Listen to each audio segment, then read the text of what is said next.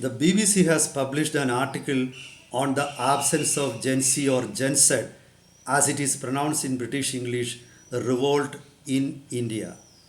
The article appeared a couple of days ago, but it was not received well in India. Actually, it sparked hostile reactions in India. I don't know what was the intention of the BBC in publishing the article. The general tone of the article is one of the age old or apocryphal concept of the white man's burden. The meaning of white man's burden is it is the responsibility of the West to civilize the whole world, and modern Indians do not accept that. But of course, there are certain findings in the article which I think are relevant. I will come to that also. Generally, the article, the tone is while many underdeveloped countries in the world where there is a lot of corruption or huge corruption, where there is problem lack of democracy, are feeling or experiencing uprise of the youth. India is not feeling like that. The BBC wonders why Indian youth remain insular. One of their main findings is the Indian youth don't want to be identified as anti-national. So this could be, they think that this could be one of the reasons. That's actually a good thing because Indians take pride in their nationalism. That's wonderful. Of course, that marks the beginning of a new era in India. So this is the to sum up, the tone of the article is intrigue or some level of surprise, and it is like blaming the youth of India. Why are you remaining inert? You should take to the streets. You should pull the government down. So this was the tone of the article. The British want to teach us something. Generally, Indians who read the article, so that didn't accept that. They do not accept such, such attitude. This is not an avuncular attitude. This is really supercilious attitude. Indians don't accept that. This is the reason. Let's take a closer look into the tone of the articles, the implications, and the response it evokes in India. Welcome to Insights. I am Hari Kumar.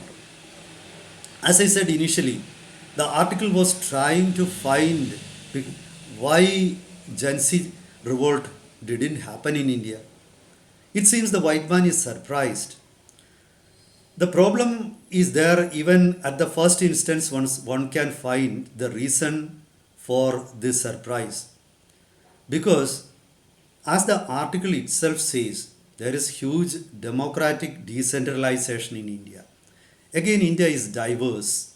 So the problems in one part of India may not be the problem of another part of India. So the diversity is India's strength, diversity is India's weakness also at times. That part I agree. And another major finding, as I said initially, the spirit of nationalism that pervades among Indians nowadays. That is there, no doubt about that. When I was working in Gulf as a journalist, some of the Arabs told me after Narendra Modi came to power in India, the Indians have turned more self-confident. That's true because of the military powers of India, because of the growth of India economically. So all these have made Indians proud of their identity. And this is what prevents them from revolting or causing harm to national interests. They can do that in other ways. Why not take part in the elections and express your disagreement? Your dissent there are many forums, constitutional forums, where the youth can express their dissent. I think these are all factors that prevent a political outburst. There are many safety valves in India that allow, venting out your ire if there happens. Another factor is people don't think that the Westerners are empowered to judge us Indians don't believe that. We all know about how Westerners exploited us, the Britishers exploited India economically. In that respect, the ruling BJP and the opposition Congress have same view. Look at the views expressed by Shashi Tharoor MP on how much exploitation was carried out by the British Empire in India. When they came to India, India was one of the richest nations in the world. When they went away from India, India became one of the poor countries in the world. So everybody knows that we are not going to fall into the Western trap of the advice trap. So this is another reason. Now, I think the West needs to realize many more things. For example, the article compares India with Nepal, Bangladesh, Sri Lanka, and Pakistan. Of course, ethnically or racially, we are the same. But as a country, India has progressed by leaps and bounds. Look at the economy of India. India is the fourth biggest economy in the world. Don't compare Indian economy with Nepalese economy or Sri Lankan economy or Pakistan economy. We don't have a hand-to-mouth existence anymore. If you look at the per capita income also, it has changed. It is by conventional standards that India is the fourth biggest economy in the world. If you go by purchasing power parity, India is the second biggest economy in the world. So, of course, the Indian economy is actually far bigger than what many people think. It is actually bigger than what even the government of India estimates, because there is a lot of parallel economy in India. Again, if you look at the number of automobiles in India, almost in several Indian states, they have almost, every household has got an automobile, a car, at least a bike. Even daily laborers go to work in their own motorbikes. Situation has changed. Over the last 30 or 35 years, India has changed beyond imagination of any Westerner. The Western media, or the problem with the West intellectuals of the West, is their media is focused only on slums and other poor neighborhoods in India. That's there in every country. You have got people living on streets, sleeping on streets in London or in New York or in Washington or in Paris. You have got. So if you focus on such people and generalize and make sweeping statements, that's not going to make any impact. So this is the reality. My surprise is as to why a respected British news agency indulged in such a rhetoric.